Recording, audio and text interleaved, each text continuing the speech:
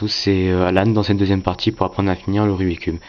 Donc dans la première partie, nous avons appris à faire la première face ainsi que la première couronne et la deuxième couronne. Maintenant, je vais vous montrer comment on fait pour faire une croix jaune, placer les coins et finir le Rubik's Cube. Donc là, il va falloir, là on a une simple barre, mais maintenant il va falloir juste faire ça, un petit triangle jaune. Donc pour ça, on fait la formule D-, H-, A-, H, A, D. Donc là nous l'avons et nous la refaisons cette formule D-, H-, A-, H, A et D. Voilà, nous l'avons, notre sublime croix. Donc maintenant il va falloir placer les arêtes qui sont déjà toutes placées. Donc je vais les défaire pour vous montrer la formule. Voilà. Donc là il va juste falloir trouver deux arêtes bien placées. Donc là nous en avons une, mais il en faut deux. Donc on continue à tourner, là il y en a deux. Donc vous allez en mettre une bien placée derrière, une bien placée sur le côté droite. Vous allez faire la formule D, H, D-, H, D, H, H, D-.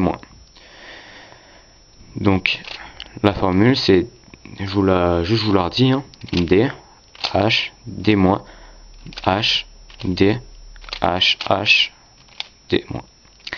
Donc voilà, je l'ai défait, donc là je le refais rapidement juste voilà, pour pouvoir le finir avec vous. Donc voilà. Maintenant, il va falloir placer les coins. Donc là, on va s'y prendre de cette façon. Il va falloir trouver au moins un coin de bien placé. Donc des fois, il n'y en aura pas. Donc moi, j'en ai un. Mais alors, quand il n'y en a pas, il suffit de faire cette formule. Ça marche à tous les coups. Et à chaque fois, il y en aura au moins un de bien placé. Donc si vous en avez un de bien placé, vous faites cette formule. Donc H, D, H-, G-, H, D-, H- et G. Donc pas confondre G- avec G. G dans le sens aiguille d'une montre, G- dans le sens inverse. Donc voilà, là nous avons notre croix bien placée, mais il manque toujours les coins. Donc là on continue. Là ce coin est bien placé parce que ça fait jaune, rouge, vert. Il faut que ça fasse partout pareil. Donc on recommence la formule. H, D, H-, G, H, D-, H-, G. Donc voilà, donc là les deux sont bien placés, bien orientés. Et là les deux sont bien placés. Donc jaune, jaune, rouge, rouge, bleu, bleu, jaune, jaune, rouge, rouge, vert, vert. Donc là nous allons prendre notre croix jaune sur le côté, gauche pardon. Et là c'est là où en général il y a le plus d'erreurs. Donc il faut vraiment falloir être concentré. Et faire exactement la même chose. Donc là on garde la face jaune sur ce côté. Donc là, première erreur à ne pas faire, je vais vous la montrer en le faisant. Alors là il va falloir faire la formule H-, D, H, D-, H-, D, H, D-, H-, D, H, D-. Et donc H-, D, H, D-.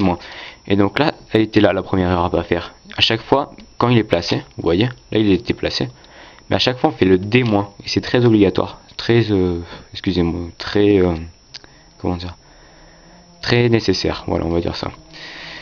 Et donc, très important, j'ai trouvé. Et donc maintenant, au lieu de faire ça pour aller là, à ne surtout pas faire, c'est là la deuxième erreur, il faut le prendre là. Donc moi, au lieu de faire H-, D, H, D-, je vous conseille de faire 1, 2, 3, 4, 1, 2, 3, 4. Parce que comme ça, au moins, on n'oublie pas le D- à la fin.